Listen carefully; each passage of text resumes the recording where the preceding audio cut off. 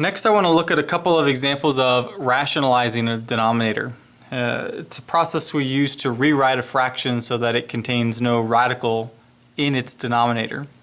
What I would first do on this particular one, and the second one as well, is I would split this up so it is square root of 3 divided by square root of 5.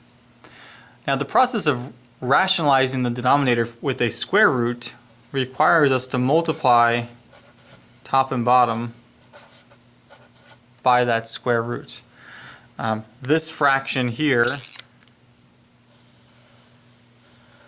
that I've multiplied by is of course equal to 1. So I'm basically multiplying my original problem times 1. And if I multiply this times 1, it of course doesn't change its value. So this is okay to do. Well, the numerator, if I multiply these two square roots, they become square root of 15. If I multiply the two denominators, they become square root, I'm not going to write this, but they become square root of 25. Square root of 25 is 5. Okay, this is considered more simplified than what we started with, as there is no radical in its denominator. Next example, I do the same thing. I begin by splitting this up. So this is square root 9 divided by square root of 7. I'm going to simplify a little bit because that square root of 9 is really a 3. So I'm to here now. And now let's rationalize the denominator. I'm going to multiply top and bottom by square root of 7 over square root of 7. That's of course again just a 1. So the numerator becomes 3 square root of 7 when multiplied together. The denominator becomes square root of 49, which is 7. Well, how about rationalizing the denominator when the denominator is not a square root, as in the last two problems? Here we've got 2 divided by the 4th root of x to the 3rd power. We are going to multiply top and bottom by a radical. In this case, it'll be a 4th root. Okay. Question is, what do we put underneath that 4th root? Okay. Well, here's what I would like it to become. I would like the denominator to become the 4th root of x to the 4th. Okay. Notice that these two numbers match. And if they match, then this of course cancels that, and the bottom is just x. Okay? The denominator will not have a radical anymore if I can make those numbers match. So that's kind of the game I'm playing here. I'm starting with 3 as the power of x in the original problem. So the question is, how many more of these x's do I need here so that I end with 4, thereby canceling the radical? And the answer would be that I need 1 more. So I multiply top and bottom by the 4th root of x to the 1st, or is this the 4th root of x? Well, the numerator, we multiply these together. The numerator is 2 times the 4th root of x. Denominator, as we just saw it play out, becomes x, and that's finished.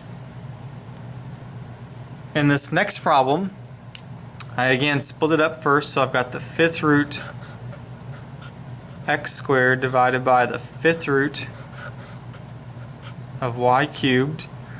So we're going to multiply by a fraction of 5th roots. And again, play this out if it's helpful. What I want is to have the 5th root of y to the 5th. Again, I want these to match, because if these match, then they cancel and leave me with just y. Okay, so it becomes the question then, if I have 3 to start, how many more do I need here to end up with 5? And the answer would be I need 2 more. So we multiply top and bottom by 5th root of y squared. Well, the numerator becomes the 5th root of x squared y squared. Denominator becomes just y. Finally, I just want to look real brief at what rational exponents are. Rational is another word for fractional. So what we're looking at is fractional exponents. So for example, if I have maybe a raised to the 1 over n power, this is the same as the nth root of a. Notice the denominator of that fraction becomes the radical index. So for example, if I wanted maybe 8 to the 1/3 power, and I ask you to evaluate that, well, that means I want you to find the cube root of 8 or 2. Okay, simple as that. Now, a slightly more complicated version of this, if I gave you a to the m over n power, that's the same as the nth root of a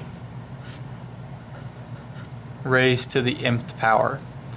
Notice that the numerator here became the power of the expression. Here I don't worry about it because the numerator is 1. So all of this to the first power is just all of this. But essentially it's the same rule. So that allows us to do more complicated looking expressions. If I were to ask you for, how about 16 raised to the 3/4 power? Well, that would mean I want the 4th root of 16 cubed. 4th root of 16 is 2. 2 cubed is 8. Now in this particular section, we're actually not going to use that idea of rational exponents or radicals and evaluating numerical expressions. What we're going to do is look at simplifying variable expressions that have rational exponents in them. So kind of a review of exponent properties. So the way this first one would work, if I've got an expression raised to a power, it doesn't matter that this power is a 1/3 power. The rule says I can bring this exponent into both of these variables and multiply them as I do it. So this will be x to the 2/3 times y cubed. So that's 2/3 of each of these numbers here. Times, and over here there is no power out here, so it's just simply the x that we see and the y squared that we see. Well, now we've got a rule that says if we've got like bases, so like bases identified here, and we're multiplying them, then we just add their respective powers. So the x becomes 2/3 plus 1. 2/3 plus 1 is 5/3. The y becomes 3 plus 2, which is 5.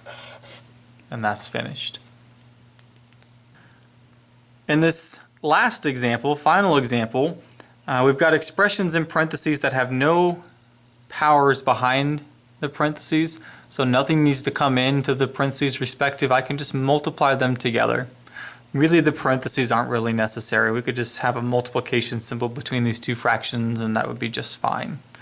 So I'm just going to, when I multiply these two fractions, I'm just going to think of it as one big fraction. I'm going to multiply the numerators together. So that would be 3 times 2 makes 6. For the x, since we are multiplying these x's together, just like we did over here when we added powers, I need to add 2/3 and -1/2. Okay, if I add those fractions, they need common denominators. So let's do that as scratch work here. 2/3 plus -1/2, common denominator would be 6. So this one would be 4/6. This one would be -3/6. If I add those together, we get 1/6. For the y's, I'm going to do the same thing. I want to add 1/2 plus 2/5. Their common denominator would be 10. So that is going to be 5/10 and 4/10, adding to give us 9/10. tenths.